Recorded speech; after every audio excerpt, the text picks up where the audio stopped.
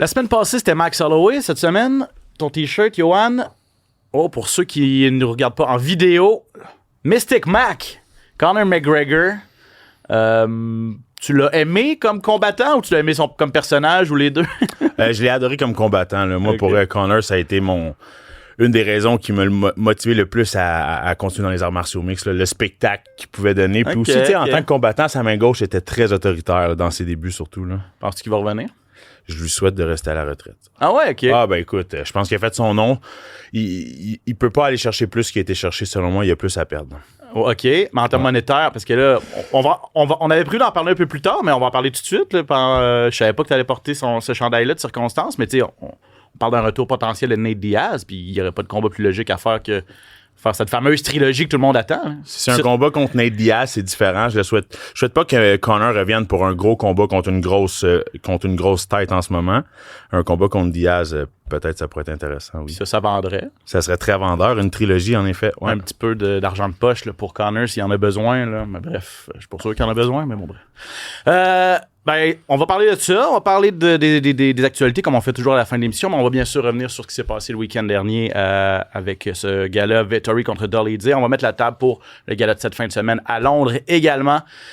C'est ça qu'on a pour vous au menu aujourd'hui au SOS Podcast. Bienvenue. SOS! Attention, ça va frapper. Spectaculaire, flamboyant. Des athlètes de haut niveau. Des champions des arts martiaux. Préparez-vous, le combat commence. Dans l'octogone, Ben Baudouin. SOS Podcast! Ouais, il va vraiment falloir que j'appelle les patrons pour leur demander là, d'arranger notre petit logo. Là. Mettre un petit highlight là-dedans. Là. Mettre un petit White Lion là, devant moi là, dans notre logo. Prochaine, sur ma liste de choses à faire. Là. Bienvenue tout le monde, Ben Baudouin, Johan Lennes, comme d'habitude, 9e épisode de notre SOS Podcast. Merci d'être avec nous, si vous êtes avec nous depuis le début. Merci de vous joindre à nous, à la communauté du SOS Podcast. On adore vous lire, on adore communiquer avec vous. N'hésitez pas à communiquer avec nous d'ailleurs sur les médias sociaux. Moi et Johan, si vous avez des questions, des commentaires, des sujets à nous proposer, pourquoi pas? On aime ça. On est toujours preneur de discuter avec vous. Suggestion d'adversaire, peut-être, pour Johan, là, en vue d'un... Hey, on a su que Mick Dufort allait être en vedette du prochain Samouraï. Samouraï prépare une grosse carte là, à Montréal. La veille de l'UFC, justement, l'UFC 315 à Montréal, la veille, il va y avoir un événement. En finale, justement, on va avoir Michael Dufort qui va faire un grand retour, un des combattants les plus... aimé ici au Québec, un combattant très spectaculaire. Donc, il devrait être en finale à Samouraï MMA. Et on va avoir en demi-finale Tommy Morrison aussi, là, une jeune étoile montante qu'on a ici au Québec, qui est toujours invaincu, qui est champion de l'organisation à Samouraï MMA. Donc, vraiment, un gros événement à venir pour Samouraï MMA. Comme je l'ai dit, la veille de l'UFC, vendredi, si je me trompe pas, c'est le 9 mai. Exactement, l'UFC à Montréal, le 315, c'est le 10, donc le 9 à la gare Windsor. Peu de places disponibles, donc c'est assez exclusif. Pas beaucoup de combats non plus, mais on nous annonce une carte qui va être vraiment là, épique, là, avec peu de combats, mais tous des combats d'envergure, et on dit que Dana White va être présent, donc peut-être des talents de chez nous qui pourraient impressionner le grand patron de l'UFC. À suivre, on aura l'occasion d'en reparler plus en détail au cours des prochaines semaines. OK. Roman Dolidze, cette fin de semaine, mon cher Johan, a vaincu Marvin Vettori par décision unanime. Les trois juges ont remis les cartes de 49-46. Victoire assez claire pour le Géorgien Dolidze. Sa troisième de suite, si je ne me trompe pas. Et une défaite une victoire plutôt qui est importante pour lui parce que ça vengeait une défaite contre Vettori. Ça lui permet de faire un bond également au classement. C'est pas un combat qui va passer à l'histoire. Je sais pas si tu es d'accord avec moi. Un combat surtout où Dolidze en a fait assez pour battre Vettori, qui revenait de blessure après presque 2 ans d'absence. Ce qui a fait la différence, on n'est pas allé au sol, on n'a pas lutté du tout. C'est vraiment une guerre de volonté, puis une guerre de conditions physiques aussi, parce que Dolidze, qui n'est pas habitué à des combats de 5 rounds, a réussi à vraiment garder le même volume de coups, et même dans les rounds 4 et 5, là, a été vraiment supérieur à Vettori. On a vraiment vu, je pense, l'inactivité de Vettori depuis pas loin de 2 ans. Là, ça l'a affecté beaucoup. Je pense qu'il a eu de la misère à garder le rythme.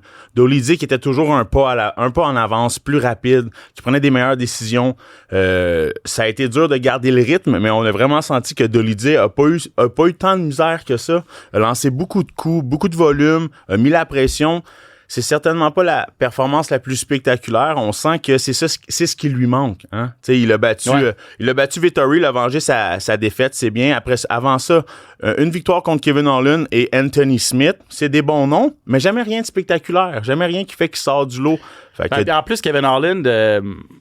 Ça m'a. Je me rappelais pas de ça, mais lorsque j'ai lu un petit peu avant le combat de samedi passé, c'est que Holland s'est blessé tôt dans le combat. Je me demande si c'est pas au premier round. Je me rappelle. Sur une amenée au sol, je pense que sur une projection de Vettori. Tout de suite, il s'est relevé puis il a dit à son coin. En fait, c'est ça, il n'a pas été capable de continuer après le premier round. Blessure au côte. Donc, tu sais, c'est une victoire de Vettori. Oui, on va pas lui enlever, mais on n'a pas vraiment vu ce qu'il y avait dans le ventre non plus. Non, exactement. Donc, là, on a vraiment vu ce qu'il y avait dans le ventre pendant 25 minutes, puis c'était quand même assez rassurant aussi là, à ce niveau-là. Oui, puis à 36 ans, il nous a montré, Dolidze nous montre vraiment de belles choses, du monde qui est capable de maintenir la cadence. Donc, moi, je trouve ça le fun d'avoir du vent frais. Vettori, OK, c'est un retour qui est gâché pour lui. 2 ans d'inactivité, veut revenir en force. C'est vrai que c'est un gars qui était depuis longtemps. Là, mais ça. Exactement, c'est un style qui s'est pas réinventé non plus. Donc, si je suis dans le clan de Dolidze, je me bats contre Marlon Vettori, je regarde les vidéos, c'est un gars qui a beaucoup de décisions, donc on a beaucoup de footage, de films sur lui. Il s'est pas réinventé. C'est le même Marlon Vettori qu'on a vu. Donc, du côté de Dolidze, on savait ce qu'on avait, on était préparé. Puis une belle victoire pour lui qui l'amène à avancer dans les classements puis se rapprocher d'un top 5 peut-être. Il est rendu 9e, effectivement, il a gagné 3 positions, donc intègre le top 10. Là, il a demandé à un gars du top 5, il a parlé de Whittaker ou Adesanya, il a dit c'est deux vétérans, 2 gars qui sont peut-être sur une pente descendante, 2 gars qui reviennent de défaite, donc n'auront pas vraiment le choix d'accepter peut-être un combat contre un gars moins bien classé. Donc c'est vraiment... La logique derrière ces noms-là, on la comprend. Est-ce que c'est là que l'UFC va aller? Je sais pas. Peut-être qu'on va. Je suis pas sûr qu'on va. Adesanya a encore un bon nom, encore une bonne aura autour de lui, malgré le chaos qu'il a subi. Est-ce qu'on va vouloir le mettre contre un gars comme Dolidze qui est peu connu, là, disons? Ou je comprends. En même temps, t'es dans la place de l'UFC, tu sais qu'un gars comme Adesanya vend, c'est un bon vendeur. Bon, on le met contre Dolidze qui est pas nécessairement peut-être un bon vendeur, mais ensemble, ça peut faire un bon spectacle. On sait pas. En tout cas, je vais me faire l'avocat du diable. Quand j'ai regardé Marvin Vettori contre Roman Dolidze en fin de semaine, j'avais pas l'impression... C'était un bon combat, mais j'avais pas l'impression de voir un futur champion en action. Je suis d'accord. Parce que je suis entièrement d'accord avec ce que tu as dit. Vettori, il a 31 ans, là, mais ça fait faire presque 10 ans, peut-être 8 ans qu'il est dans l'UFC. On voit pas que son... Exactement. On voit pas beaucoup de millage, là, puis il n'y a pas eu de... Puis il s'est pas réinventé, comme tu as dit. Exactement. Puis je pense que tu es un excellent athlète, Dolidze, mais je suis pas sûr qu'il a la trempe de... Encore beaucoup de progression. Surtout à 36 ans, est-ce que c'est les prochaines années vont nous le dire. Tu mets ça contre Khamzat... Ces 2 gars-là contre Khamzat Chimaev. Honnêtement, je veux pas être plate, mais... Ça peut ne pas être long. Ça peut ne pas être long, effectivement. Donc voilà, qu'est-ce qui va suivre pour Dolidze, un combat du top 5. Puis pour Vettori, lui, pour terminer, 3 défaites de suite, là, après... 3 défaites à ses 4 derniers, plutôt, puis après une longue absence en plus, ça est dur à avaler la pilule. Ouais, c'est sûr. Ça va prendre un bon retour. Là. C'est difficile, mais quoique là, on a 5 rounds de fête, un gros retour de 5 rounds de 5 minutes. T'sais, oui, OK, il a perdu le combat, mais à partir de ça, on se réinvente, on essaie de repartir, puis c'est dans son camp. Là. OK, dans les autres combats de la carte, on a eu une très bonne carte par ailleurs, là, Johan. Beaucoup de victoires avant la limite, beaucoup de KO, beaucoup de super belles soumissions. Shilian Njokuani en demi-finale qui a passé un gros KO à Eliseu Zaleski dos Santos. C'est arrivé un peu de nulle part parce que il le gardait à distance avec ses coups de pied, puis à un moment donné, Zaleski dos Santos a comme pas le choix d'attaquer puis de salir un peu là, de rentrer à l'intérieur, de prendre des risques. Le risque, ça a été un coup de genou en plein visage. Un KO spectaculaire. Hein? Njokuani qui se battait à 185 livres avant, qui a fait beaucoup de combats à 185 livres, que je trouvais très gros, là, descend à 170. Il a raté le poids. C'est plus difficile, on le voit, mais un danger à 170, clairement. C'est un très grand combattant, quelqu'un qui frappe très dur. Donc, on le sait, quand on est un grand combattant, c'est soit très loin ou très proche. Il l'a montré très proche avec les genoux, c'est dangereux. Ouais, exact. Kevin Barcheos, lui, c'est un Argentin. C'est le plus jeune combattant de l'UFC, sauf erreur. Il a 23 ans. Là, il est 16-1 maintenant. Sa seule défaite, c'est contre Jean Silva à la Dana White Contender Series. Il est le seul dans les victoires de Silva. Là, il en a 15 lui aussi. Il y en a 14 avant la limite. La seule qui s'est rendue à la décision, c'est contre ce gars-là. Exact, ouais. Mateos. Honnêtement, il va être à surveiller à 145 livres. Le gros KO contre le Coréen. 11 KO à ses 15 victoires. 11 knockouts à ses 15 victoires. Donc oui, c'est un cogneur lui aussi. Comme tu l'as mentionné, il a fait la distance avec Silva. Il est à surveiller très jeune. Là. Il est très jeune. Sa courbe d'apprentissage va continuer à se développer. C'est un très bon candidat. Là. Un nom à retenir, l'Argentin Kevin Mateos. Ryan Spann qui a été envoyé au pays des rêves par Waldo Cortés Acosta. Des débuts chez les poids lourds pour Spann qui sont pas passés comme prévu. On l'a jamais senti vraiment dans le combat.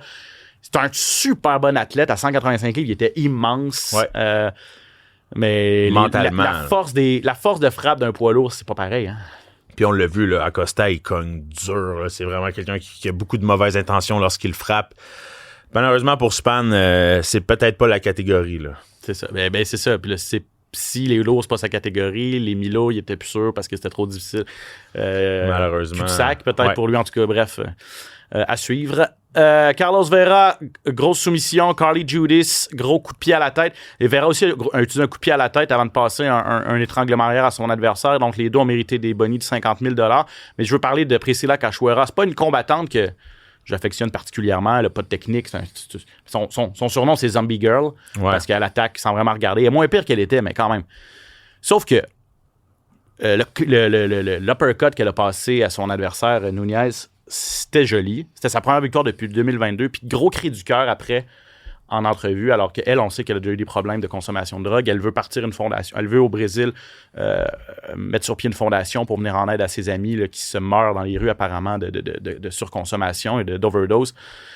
Elle était super émotive et on lui a donné son 50 000 $. Au moins, tu sais, pour des histoires comme ça, là, ce 50 000 $, ça peut vraiment faire la différence. Totalement mérité pour une bonne cause en plus. Ça doit pas être facile, une Brésilienne comme ça. Donc, un gros KO, une grosse performance pour elle. Puis ça nous démontre que l'UFC, on dira ce qu'on veut, Dana White, c'est quelqu'un qui a quand même un cœur. Puis ça démontre l'ouverture, je trouve, de l'UFC. Effectivement. Donc, mais ça n'enlève rien à sa performance parce que c'était vraiment un gros uppercut qui a terrassé l'autre Brésilienne, Nunez.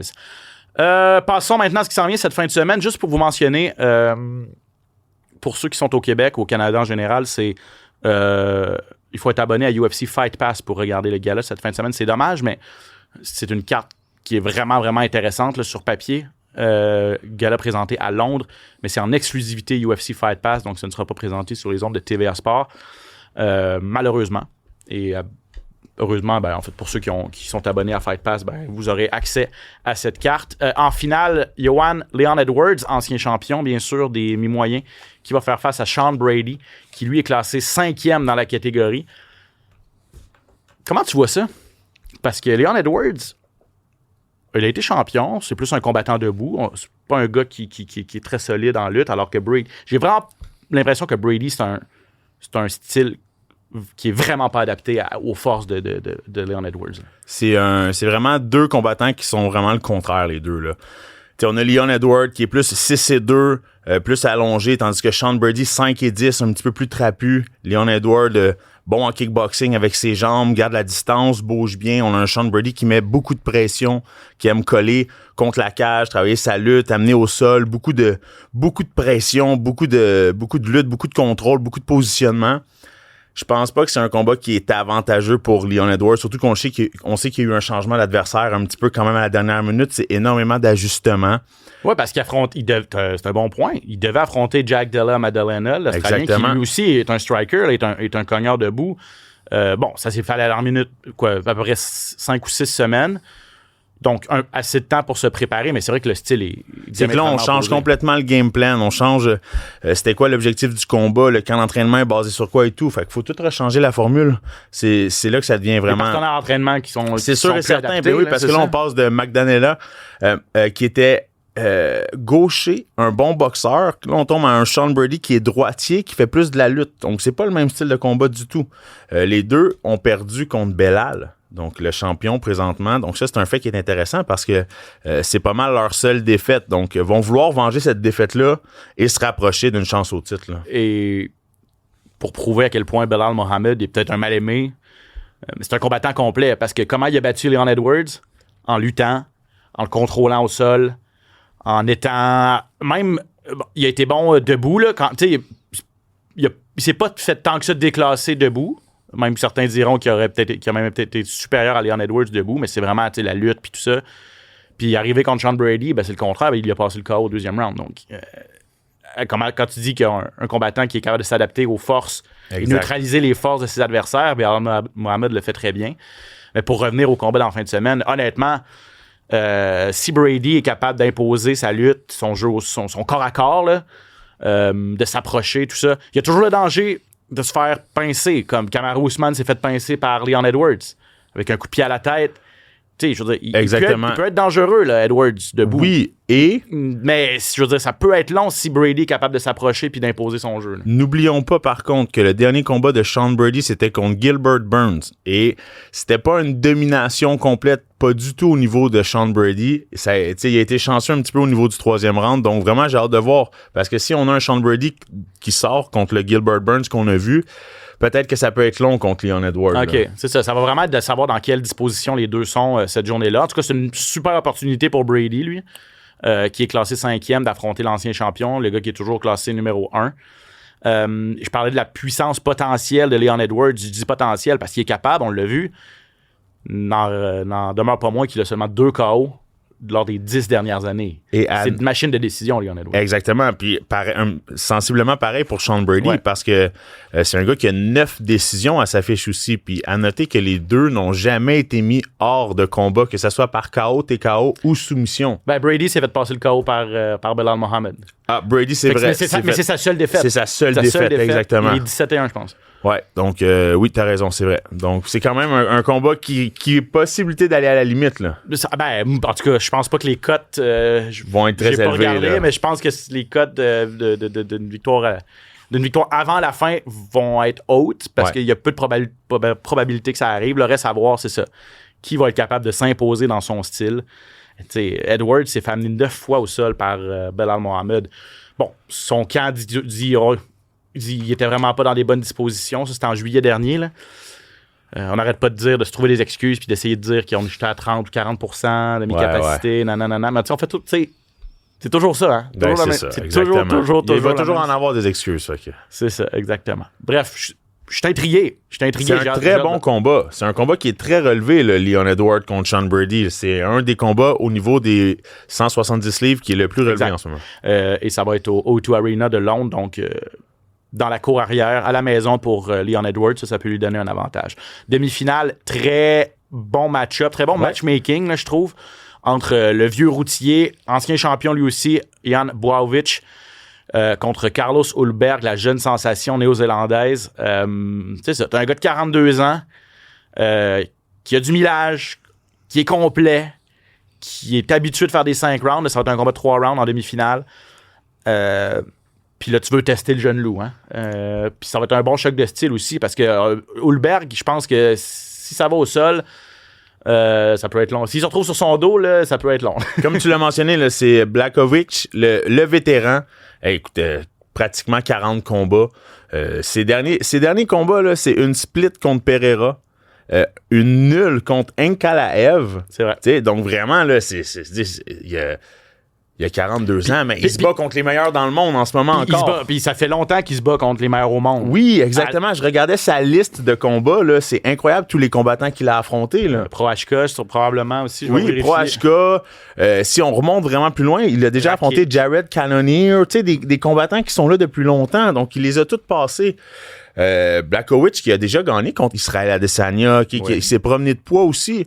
Donc, c'est vraiment le vétéran contre le jeune loup. Carlos Ulberg, il est 11-1. Il a 7 victoires consécutives. Il y en a 5 dans l'UFC qui ont été subies par KO. Donc, c'est un combattant qui est spectaculaire.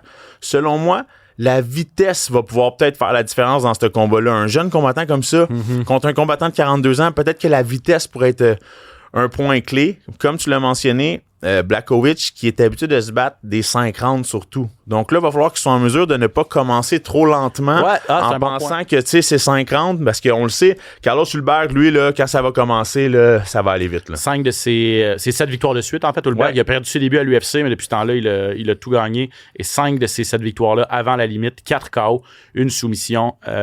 C'est ça. Il est spectaculaire. peut-être potentiel champion. Là. Il est dans l'équipe d'ailleurs d'Adesanya. Là, donc, exactement. Adesanya va être capable de. Il a probablement coaché un petit peu, là, lui donner des conseils. Mais on se rappelle comment ça s'est passé, Blachowicz contre Adesanya. Beaucoup d'années au sol. Beaucoup de luttes. Là, c'est vraiment pas la force de l'équipe. C'est des kickboxing. Ouais, exactement. Qui sont surtout des kickboxers, justement. Des combattants debout, ouais. Exact. Donc, c'est sûr que dans le camp Hallberg, on va avoir travaillé là-dessus. Petite note, 42 ans quand même, Blachowicz, donc c'est sûr qu'il y en a plus derrière lui qu'il lui en reste devant.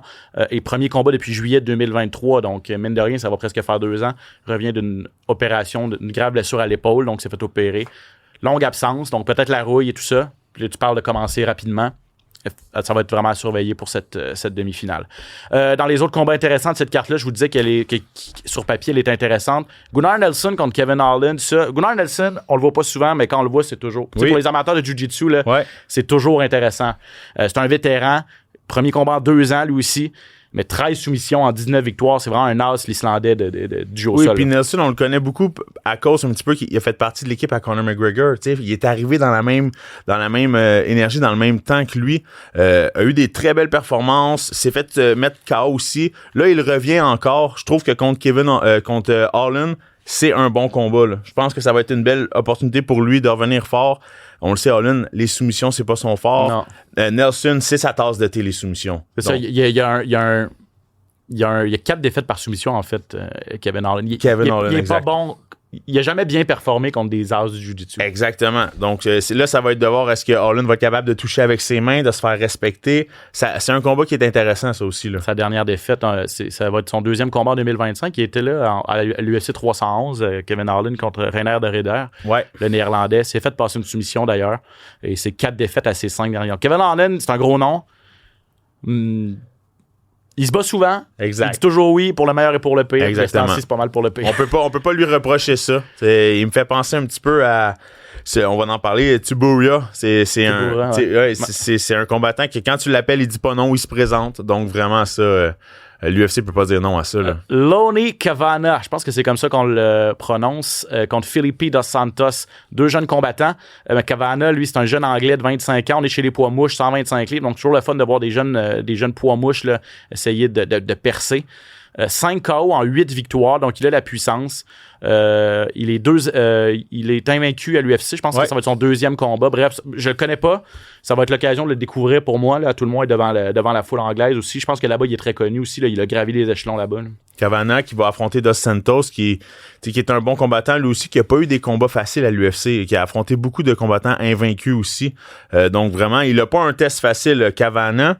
Il a vraiment pas un test facile pour commencer. C'est un combat qui est très relevé aussi dans la carte, ça. Et Marcin Tybura, t'en parlais, contre Mick Parkin. Lui ça, aussi, c'est un vieux routier, ça. C'est un vieux routier, 26-9. Ça lui fait quoi, 35 combats pro? Ouais. Contre un gars qui en a seulement 10, l'anglais Parkin. Puis là, on est chez les lourds. Donc, même chose. Vieux routier contre jeune loup. On veut tester le jeune anglais à la maison contre Tybura. Ouais. J'ai hâte de voir parce que on sait Tybura, il a plus le menton qu'il avait. Ça va être de voir est-ce que Parkin va être capable de toucher la cible rapidement avec beaucoup d'autorité dans le combat. Là. Donc voilà pour la carte cette fin de semaine en direct du O2 Arena de Londres, présentée en exclusivité sur UFC Fight Pass. Quelques nouvelles qui ont retenu notre attention maintenant cette semaine. Rumeurs, échos, coulisses, les plus récentes nouvelles. Le hype UFC.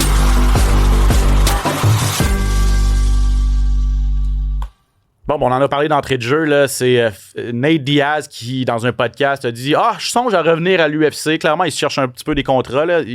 Sa dernière sortie, ça a été un combat de boxe contre Jorge Masvidal. Il a gagné. Il a vengé sa défaite. Qu'il avait subi à l'UFC, exact. Il l'avait subi à l'UFC. C'est parce que lui, il dit... Et là, il y a un point peut-être. Et on en a parlé, toi et moi. Lui, il dit « Il n'y a plus de star à l'UFC. » Il dit, je connais. Là, on lui a demandé, l'animateur du podcast lui demande même, là, tu reviendrais sûrement à 170 livres. Tu sais, qu'est-ce que tu penses du champion? Puis là, il dit, je sais même pas c'est qui. Bon, est-ce que c'est vrai? Je pense que Nate Diaz, il doit pas suivre l'UFC ou à tous les jours les nouvelles. De là à pas savoir qui est Belal Mohamed, c'est parce que c'est peut-être un manque d'informations de sa part. Là. Clairement, il suit pas ça sur une base régulière. Mais il y a un point, c'est que le Pereira a perdu, on dit que c'est la plus grosse vedette. La plus grosse vedette de l'UFC n'est pas champion. John Jones bat pas souvent. Donc lui, il se dit, il y a peut-être une opportunité à aller chercher. Là. C'est sûr que si Nate Diaz revient, il y a un gros following, il y a bien du monde qui l'aime. Puis si on le ramène contre Conor McGregor, comme on disait, même si les deux gars sont plus là, entre guillemets, là, ils sont passés à autre chose, ils sont plus les combattants qu'ils ont déjà été. Ça fait 1 million de ventes au pay-per-view, ça. Là. Ben, c'est deux des plus grandes stars, des plus grandes vedettes que l'UFC a eues, les frères Diaz, la famille Diaz. Je veux dire, ça fait tellement longtemps qu'ils sont là. Ils ont connu toutes les générations de l'UFC, les Diaz. Donc, d'avoir un retour, c'est sûr que ça serait exceptionnel. C'est vrai qu'on manque de... depuis que Sean O'Malley a perdu son titre, il y a eu beaucoup de mouvements, on dirait. Il y a plusieurs champions comme ça qui avaient les têtes d'affiche qui ont perdu leur titre. Donc, ça peut être une opportunité en or pour Diaz de revenir. Puis c'est sûr que si Diaz revient, l'argent va être là. Exact. C'est certainement. Un autre vieux routier qui revient, c'est Jeremy Stephens. Wow. Contrat, si on l'avait pas vu venir personne, contrat d'un combat, en fait. Là, il va se battre. C'est un gars d'Iowa. Il va se battre à Des Moines en Iowa, donc pas loin de la maison. Contre Mason Jones. C'est le 3 mai prochain.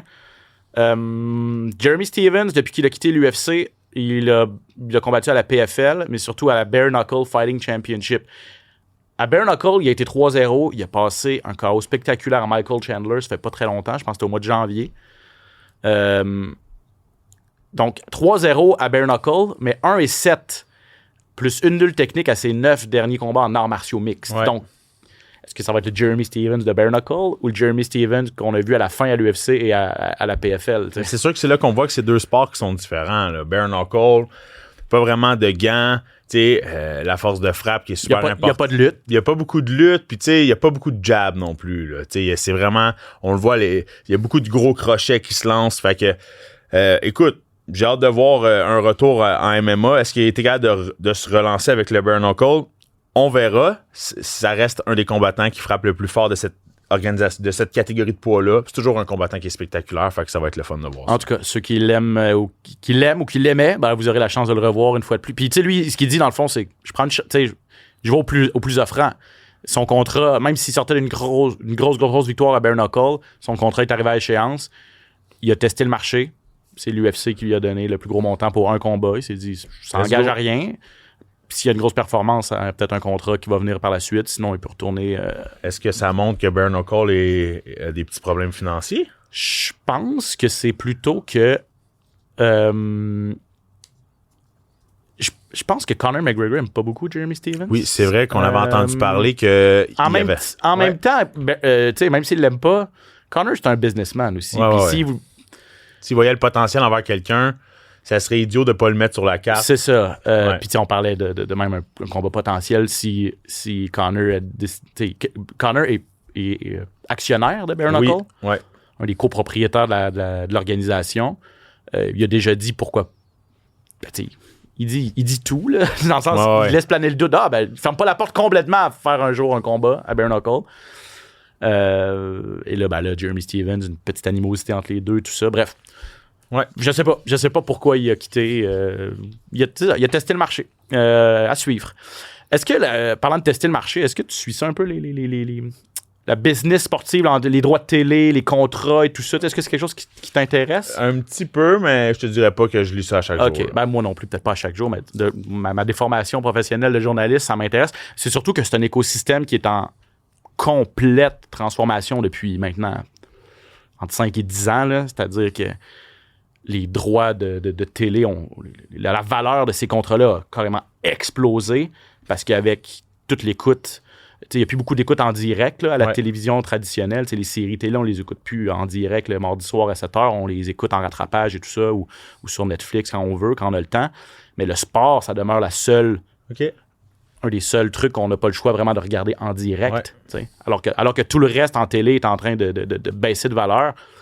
Ben, le sport est en train de monter vraiment parce qu'il y a un rendez-vous. Puis pour les annonceurs, tu sais qu'il va y avoir des gens en direct au moment. Bref, tout ça pour dire que l'UFC est en train de renégocier ses droits de télévision. Présentement, ils sont avec ESPN. C'est un contrat de 5 ans qui a été prolongé à 7 ans. On parle d'une valeur d'environ 1,5 milliard de dollars pour le contrat aux États-Unis avec ESPN. Mais là, ce qu'on dit entre les branches, c'est que le prochain contrat pourrait valoir 1 milliard, mais par année. Quand je te parle que ça explose. Là, la fenêtre de négociation exclusive avec ESPN, qui avait les droits, se ferme le 15 avril. On n'a pas l'air parti pour renouveler avec ESPN. Donc, il va y avoir une guerre, il va y avoir une enchère là, vraiment pour qui va obtenir les droits de diffusion aux États-Unis de l'UFC. Et là, on parle beaucoup de Netflix, notamment.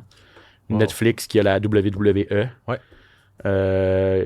La WWE, c'est maintenant dans la même compagnie, sous le même chapeau que l'UFC. Là. Il y a eu, il y a peut-être un peu plus d'un an, une fusion. Ben, en fait, il y a une nouvelle compagnie qui a été créée qui s'appelle TKO, qui chapeaute maintenant l'UFC qui reste sa propre compagnie et WWE qui reste sa propre compagnie, mais quand même, en étant sous un même chapeau corporatif, ben, ce serait logique d'aller au même endroit. Tu sais. Qui va payer? Pour combien de temps? Ouais. Ça va être intéressant. Là, je disais ce matin, il y a TNT, le réseau TNT aux États-Unis aussi qui se remonterait peut-être intéressé. Eux, ils ont perdu le basketball. Donc, ils cherchent un petit peu des propriétés sportives pour remplacer tout ça. Bref, on va continuer de vous en parler dans les prochaines semaines parce que où ça va aller, puis ça va vraiment avoir un effet domino sur tout le reste, là, comment les autres, puis comment la boxe va s'organiser aussi par rapport à tout ça. Bref, non, c'est intéressant. C'est très intéressant. Par rapport au niveau un petit peu plus politique là, du sport. Et ça, c'est intéressant et c'est sérieux. Je veux finir avec, je sais pas si tu as vu ça passer, j'ai vu ça moi, ce matin. Un truc un peu moins sérieux, mais en même temps un peu loufoque. Je sais pas comment décrire ça. Moi, je trouve ça loufoque. De la boxe, bare knuckle, sur glace. OK. T'es-tu un fan des combats au hockey, toi? Ben écoutez, moi j'ai lâché le hockey justement pour pouvoir me lancer dans les sports de combat parce que tant qu'à me battre sur la glace, je me disais j'allais me peaufiner dans des sports de combat. Donc je suis peut-être pas tant un fan de combat sur la glace comme ça, mais écoute, je suis plus un fan de combat sur la glace que de combat de slap là. Power slap. OK. Ben c'est bon.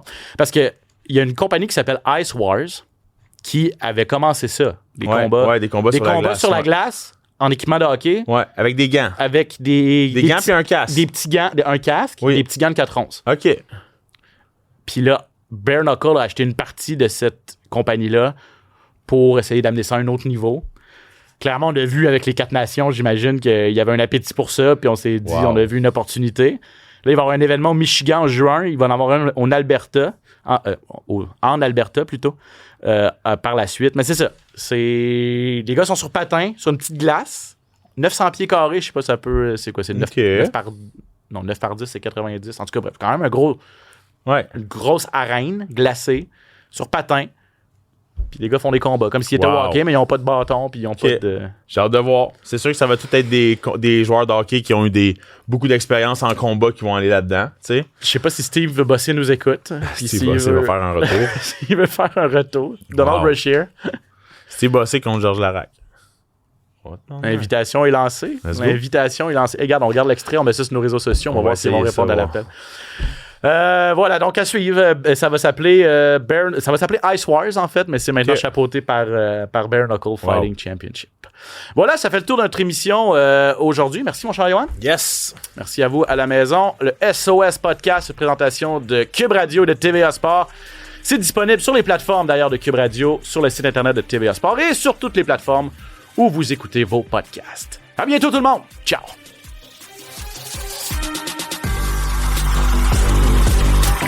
SOS Podcast!